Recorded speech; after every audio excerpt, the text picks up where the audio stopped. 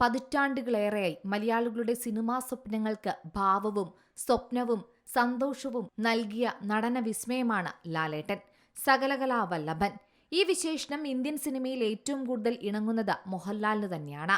ഏത് കഥാപാത്രമായാലും ഏത് കഥാസന്ദർഭമാണെങ്കിലും അതിന് അനുയോജ്യമായ തന്റെ മനസ്സിനെയും ശരീരത്തെയും ചലിപ്പിക്കാൻ ലാലേട്ടന് സാധിക്കുമെന്നുള്ള പ്രത്യേക സിദ്ധിയുമുണ്ട്. അന്നേ പറഞ്ഞു തിയേറ്റർ കത്തുമെന്ന്.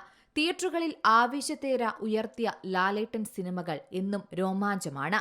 പ്രായമായവർ പോലും ആഘോഷമാക്കുന്ന മോഹൻലാൽ ഹിറ്റുകൾ. മലയാള സിനിമയിലെ ബോക്സ് ഓഫീസ് കളക്ഷനിലെ പല റെക്കോർഡുകളും സ്വന്തം പേരിലാക്കിയ താരമാണ് മോഹൻലാൽ. തുടർച്ചയായ പരാജയങ്ങൾക്ക് ശേഷം മോഹൻലാൽ സിനിമ തുടരെ വിജയക്കുതിപ്പ് നടത്തുന്ന കാഴ്ചയാണ് ഈ 2025 നാം കണ്ടത്. എന്നാൽ മോഹൻലാലിന്റെ കരിയർ ആകെ പരിശോധിച്ചാലും ഈ പ്രവണത നിലനിൽക്കുന്നത് തന്നെയാണ് കാണാനും സാധിക്കുന്നത്.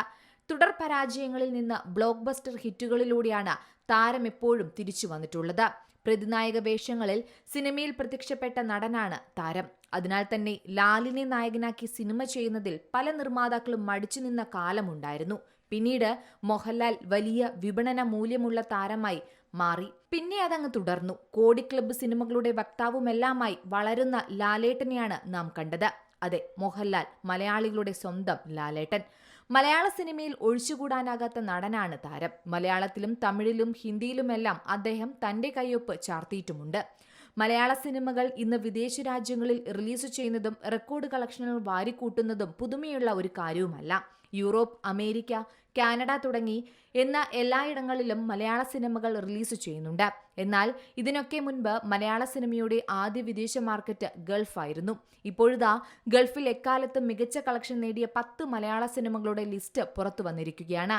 ലിസ്റ്റിൽ 1-ാം സ്ഥാനത്തുള്ളതും ഏറ്റവും കൂടുതൽ കളക്ഷൻ നേടിയ ചിത്രങ്ങളിൽ 4 മോഹൻലാലിന്റെ സിനിമകൾ തന്നെയാണ്.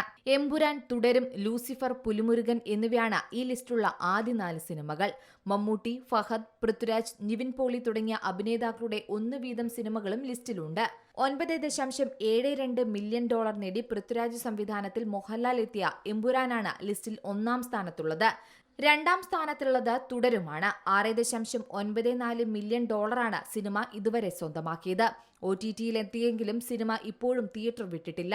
അതുകൊണ്ട് തന്നെ സിനിമയുടെ കളക്ഷൻ ഇനിയും ഉയരാനാണ് സാധ്യത. ലൂസിഫർ 3-ാം സ്ഥാനത്തും ടൊവിനോ തോമസിന്റെ 2018 4-ാം സ്ഥാനത്തുമുണ്ട്. Entertainment desk, Zee Malayalam news.